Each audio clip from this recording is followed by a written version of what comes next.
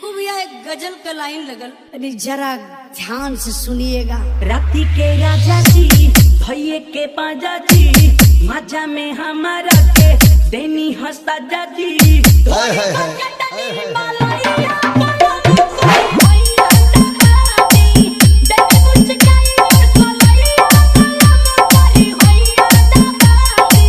राती के राजा जी भैये के पाजा जी, मजा में हमारा के देनी हंसा जी। हाय हाय हाय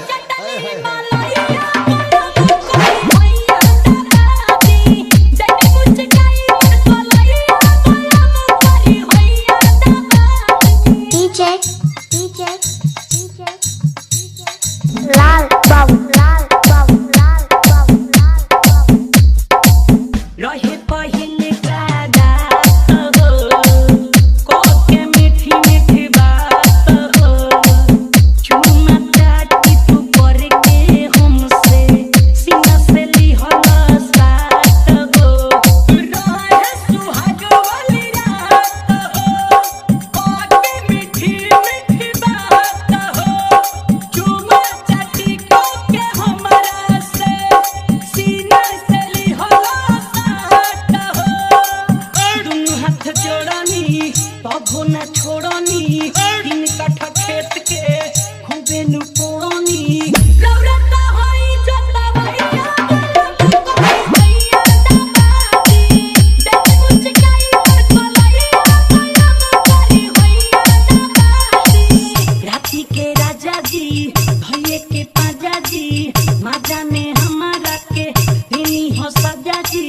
थोड़ी पकड़नी मालैया भैया दामादी, देख मुचकाई पर कोलैया कोलम करी भैया दामादी। डीजे लाल बाबू डीजे लाल बाबू डीजे लाल पियाऊ गिरछ सुबिहारी हो, पके लया फत भारी हो, नया सामान महेश परदेसी, पके ल तू तो कबाड़ी हो। पियाऊ गिरछ सुबिहारी हो, पके लया फत भारी हो, नया सामान धीरज धनी, पके ल पूरा कबाड़ी हो। सैया विनोद हो संगे सिनोद हो, ना पैनी तहारा से पभो विरोध हो। बोला लियाई है दवाइया भैया दामादी, देख मुचकाई पर कोलैया कोलम करी भैया दामादी। राती के राजा जी भैये के पाजा जी, मजा में